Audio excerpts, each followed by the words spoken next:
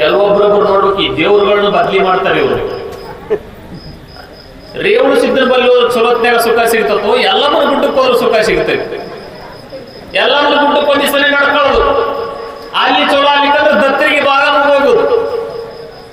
ಅವ್ರಂತ ಅವ್ರ ಬಲ್ಲಿ ಫೋನ್ ಅದಾವ ಈಗ ದೇವ್ರಗಳ ಬಲ್ಲಿ. ಈ ಕಿರ್ದಾಳಿ ಭಕ್ತರು ನನ್ನ ಬಲ್ಲಿ ಬಂದಿದ್ಲ, ಮತ್ ನಿನ್ ಬಲ್ಲಿ ಬಂದಾಳ ಅಂತ ಕೇಳ್ತಾಳಕಿ. ನನ್ನ ಬಲ್ಲಿ ನಿನ್ನೆ ಬಂದಾಳ, ಹಚ್ಕೊಳೋದು ಹಿಂಗ ತಿರ್ಗಾಡ್ತ ಮುಂದೆ ಕಳ್ಸೋದ ಹಂಗೆ. ಒಂದು ದೇವರ ಮೇಲೆ ಶ್ರದ್ಧಾ ಇರಬೇಕು. ಶ್ರದ್ಧಾವಾನ್ ಲಭತೆ ಜ್ಞಾನಂ. ಜಗದ್ಗುರು ರೇವಣ ಸಿದ್ಧನ ಮೇಲೆ ಶ್ರದ್ಧಾ ಇರಬೇಕು. ಜಗದ್ಗುರು ರೇವಣ ಸಿದ್ಧನ ಮೇಲೆ ಶ್ರದ್ಧೆಯಿಂದ ನೀವು ನಡ್ಕೊಂಡ್ರಿ ಅಂತಂದ್ರೆ ದೇವರ ಬದಲಿ ಮಾಡೋದು ಬೇಕಾಗಿಲ್ಲ. ಕುರಿ ಹಿಕ್ಕಿಯೊಳಗೆ ಲಿಂಗ ಕಂಡಂತ ಅದ್ಭುತ ಸಂತ ನಮ್ಮ ಭಾರತದೊಳಗಾಗಿರೋ ತುರುಬಗೊಲ್ಲಾಳೇಶ್ವರ ಅಲ್ವಾ? ಅಲ್ಲಿ ಯಾವ ಈಶ್ವರ ಇತ್ರಿ? ಅಲ್ಲಿ ಯಾವ ದೇವರಿತ್ತು? ಅಲ್ಲಿ ಏನಿತ್ತು? ಕುರಿ ಹಿಕ್ಕಿ ಅಲ್ವಾ? ಕುರಿ ಹಿಕ್ಕಿ ಒಳಗೆ ಲಿಂಗ ಕಾಣ್ತದ ಅಂತಂದ್ರೆ ಎಷ್ಟು ಅವನ ಭಕ್ತಿ ಇರ್ಬೇಕಲ್ವಾ? ಭಕ್ತಿ ಭಾವಾನುಕೂಲನೇ ಶಂಭುಲಿಂಗ. ನಮ್ಮಲ್ಲಿ ಭಕ್ತಿ ಚಂದ ಇರಬೇಕು, ಧಾಂಬಿಕ ಭಕ್ತಿ ಇರಬಾರದು. ಯಾವಾಗಲೂ ನೀವೇನೇ ಮಾಡ್ರಿ ನಿಜವಾದ ಭಕ್ತಿ ನಿಮ್ಮಲ್ಲಿ ಇತ್ತು ಅಂತಂದ್ರೆ ಆ ಭಗವಂತ ನಿಮ್ಗೆ ಒಲ್ಪೇ ಒಲಿತಾರೆ. ನಿಮ್ಮಲ್ಲಿ ಏನಾರ ಅರ್ಧ ಮಾಡ್ಕೊಂಡು ಇಟ್ಕೊಂಡಿದ್ರಿ ಅಂತಂದ್ರೆ ಆ ಭಗವಂತ ಯಾವ ಕಾರಣಕ್ಕೂ ನಿಮ್ಮ ಕಡೆ ತಲೆ ಹಾಕಿನೂ ಕೂಡ ಮಲಗಂಗಿಲ್ಲ. ಮಹಾಭಾರತದೊಳಗ ದುಶ್ಯಾಸನ ಸೀರೆ ಸೆಳಿತಿರ್ತಾನ ದ್ರೌಪದಿಯ ಸೀರೆ ಸೆಳೆಯುವಂತ ಸಮಯದೊಳಗ ದ್ರೌಪದಿ ಏನ್ ಮಾಡ್ತಾಳ ಅಂದ್ರೆ ಒಂದು ಸೀರೆಯನ್ನ ತನ್ನ ಕೈ ಹಿಡ್ಕೊಂಡಿರ್ತಾಳ, ಒಂದು ಕೈ ಮ್ಯಾಕ ಮಾಡಿ ಕೃಷ್ಣ ಕೃಷ್ಣ ಕೃಷ್ಣ ಅಂತ ಕೂಗ್ತಿರ್ತಾಳ. ಅವಾಗ ಕೃಷ್ಣ ಏನ್ ಮಾಡ್ತಿರ್ತಾನ ಅಂದ್ರೆ ರುಕ್ಮಿಣಿಯ ಜೊತೆ, ತನ್ನ ಸತಿಯ ಜೊತೆ ಕುಂತಿರ್ತಾನ. ಅವಳು ಆ ಕೃಷ್ಣನ ಹೆಂಡತಿ ಕೃಷ್ಣನಿಗೆ ಹೇಳ್ತಾಳೆ, ನಿನ್ನ ತಂಗಿ ಆ ಸಭೆಯೊಳಗ ದುಶ್ಯಾಸನ ಸೀರೆ ಸೆಳೆಕತ್ತಾನ, ದುರ್ಯೋಧನ ಆಜ್ಞೆಯ ಪ್ರಕಾರ ದುಶ್ಯಾಸನ ಸೀರೆ ಸೆಳೆಕತ್ತಾನ, ನಿನ್ನ ಭಕ್ತಿಯಿಂದ ನಿನ್ನನ್ನು ಒದರಾಕತ್ತಾಳ, ಹೋಗು ರಕ್ಷಣೆ ಮಾಡು, ಹೋಗು, ನೀನು ದೇವರಂತ ನಿನಗ, ನೀನು ಸಾಮಾನ್ಯ ಪುರುಷನಲ್ಲ, ಹೋಗು ರಕ್ಷಣೆ ಮಾಡ ಅಂತ ಹೇಳಿ ಕೃಷ್ಣ ಅಂತಾನ. ಇನ್ನ ನನ್ನ ಮೇಲೆ ಪೂರ್ತಿ ಪ್ರಮಾಣ ಇಲ್ಲ. ಯಾಕೆ? ಒಂದು ಕೈಲಿ ತನ್ನ ಸಿರಿ ಹಿಡ್ಕೊಂಡಾಳ, ಒಂದ ಕೈ ನನ್ನ ಕಡೆ ಇಟ್ಟಾಳ. ಒಂದು ಕೈಲಿ ತನ್ನ ಮಾನವನ್ನ ಕಾಪಾಡ್ಕೋಬೇಕು ಅಂತ ಒಂದು ಕೈ ತನ್ನ ಮೇಲೆ ಇಟ್ಕೊಂಡಾಳ, ಒಂದು ಕೈ ಎತ್ತಿ ಕೃಷ್ಣ ಕೃಷ್ಣ ಅಂತಾಳಂದ.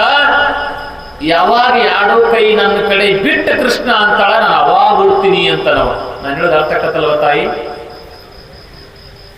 ಎಲ್ಲ ಸೀರೆ ಎಲ್ಲ ಖಾಲಿ ಆಗುತ್ತ, ಒಂದು ಪದ್ರ ಉಳಿತದ, ಎನ್ನ ಮಾನ ಅಪಮಾನ ನಿನ್ನದಯ್ಯ ಕೃಷ್ಣ ಅಂತ ಎರಡು ಕೈ ಎತ್ತಳ. ಅವಾಗ ಹುಡಕ್ ಚಾಲು ಮಾಡ್ತಾನೆ ಕೃಷ್ಣ, ಜೈಗಿ ಜೈಗಿ ಜೈಗಿ ಸುಸ್ತಾಗಿ ಬಿಡ್ತಾನೆ. ನಾನು ಯಾಕೆ ಈ ಮಾತು ಹೇಳ್ತಾ ಇದ್ದೀನಿ ಅಂತಂದ್ರೆ ಭಕ್ತಿ ಎಂಬುದು ಪರಮಾತ್ಮ ಮೇಲೆ ಪೂರ್ತಿ ಪ್ರಮಾಣ ಇರಬೇಕು, ಅರ್ಧಮರ್ಧ ಇಡೋದಲ್ಲ. ಅರ್ಧಮರ್ಧ ನೀವು ಇಟ್ರಿ ಅಂತಂದ್ರೆ ಏನು ಕಾಣಂಗಿಲ್ಲ, ಏನು ಸಿಗಲ್ಲ. ಯಾವ ಓದುವ ಸಮಯದೊಳಗೆ ಪರಿಪೂರ್ಣವಾಗಿ ಓದ್ತಾನ ಅವ ಜೀವನದಲ್ಲಿ ಉದ್ಧಾರ ಆಗೇ ಆಗ್ತಾನೆ.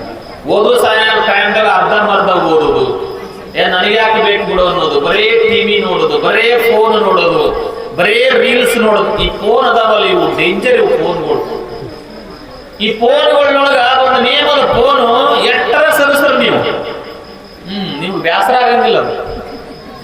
ಎಂದರ ಫೋನ್ ಯಾರಿಗಾರ ಬೇಸರ ಆಗ ಕೈ ಹತ್ರ ನೋಡೋಣ, ಬೇಸರ ಆಗಂಗಿಲ್ಲ. ಯಾಕ? ನೀವ್ ಹೇಳಿದಂಗೆ ಕೇಳುತ್ತದು.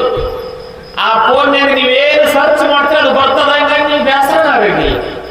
ಈ ಬುಕ್ನಾಗ ಹಂಗಲ್ಲ, ಅದು ಏನಿರುತ್ತೆ ಅಟ್ಟೆ ಓದ್ಬೇಕು.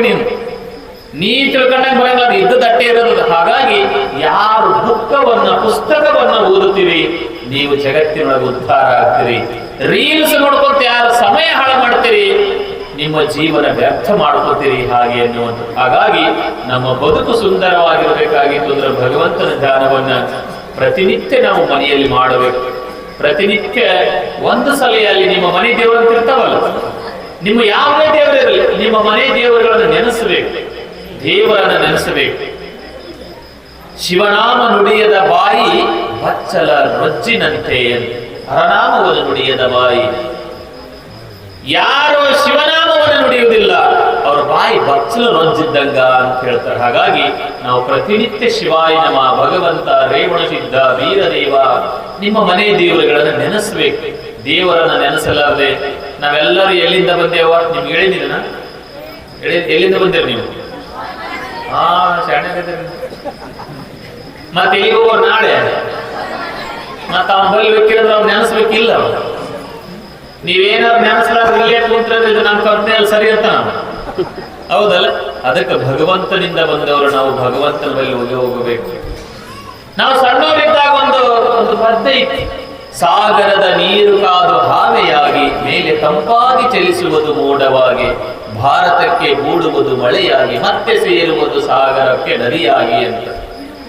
ಹಾಗೆ ಸಮುದ್ರದಾಗಿರುವಂತ ನೀರು ನಾವೆಯಾಗಿ ಮ್ಯಾಗ ಬಂದು ಮಳೆಯಾಗಿ ನೆಲಕ್ಕೆ ಬಿದ್ದು ಮತ್ತೆ ಹೋಗಿ ಸಾಗರವೇ ಸೇರಿದ ಹಾಗೆ ಮನುಷ್ಯರು ನಾವು ಭಗವಂತನಿಂದ ಬಂದಂತವರೆಲ್ಲರೂ ಭಗವಂತನ ಕಡೆ ಹೋಗೋರೇ ಅದೇವು. ಹಾಗಾಗಿ ನಾವು ಈ ಭೂಮಿ ಮೇಲೆ ಇರುವ ತನಕ ಒಳ್ಳೆಯದನ್ನು ಮಾಡುತ್ತಾ ಒಳ್ಳೆಯ ಕಾರ್ಯಗಳನ್ನು ಮಾಡುತ್ತಾ ನಾವು ಜೀವನವನ್ನ ಸಾಗಿಸಿದೀವಿ ಅಂತಂದ್ರೆ ಅದಕ್ಕಿಂತ ದೊಡ್ಡದು ಯಾವುದು ಇಲ್ಲ ಅನ್ನುವಂಥದ್ದು.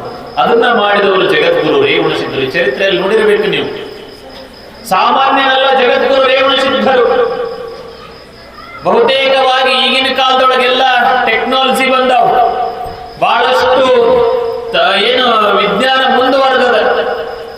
ಆಗಿನ ಕಾಲದೊಳಗೆ ಸಿಜ್ರಿಂಗ್ ಮಾಡಿ ಮಗುವಿನ ಹೊರಗೆ ತೆಗೆದು ಮಣ್ಣಿನ ಗಡಿಗೆ ಒಳಗಿಟ್ಟು 9 ತಿಂಗಳಾದ ಮೇಲೆ ತೆಗೆದಂತ ಜಗತ್ತಿನೊಳಗೆ ಏಕೈಕ ಮಹಾತ್ಮ ಯಾರಾದ್ರೂ ಇದ್ರೆ ಅದು ಜಗದ್ಗುರು ರೇವಣಸಿದ್ಧರು ಅನ್ನುವಂಥದ್ದು.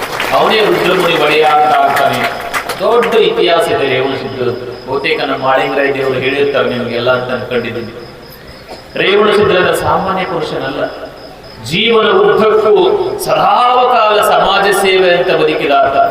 18 ಕುಲಕೋಟಿಗಳಿಗೆ ಮಠಗಳನ್ನು ಕಟ್ಟಿದಾತ. ಕೊಲ್ಲಿಪಾಗಿ ಕ್ಷೇತ್ರ ಕಾರ್ಯಕ್ಷೇತ್ರವನ್ನ ಮಾಡಿಕೊಂಡು ಎಲ್ಲ ಸಮಾಜದ ಸಮಸ್ತ ಸದ್ಭಕ್ತರಿಗೆ ಸನ್ಮಂಗಲವನ್ನ ಬಯಸಿದಂತ ಮಹಾತ್ಮ ಯಾರಾದ್ರೂ ಇದ್ರ ಅದು ಜಗದ್ಗುರು ರೇವಣಸಿದ್ಧರು ಅನ್ನುವಂಥದ್ದು.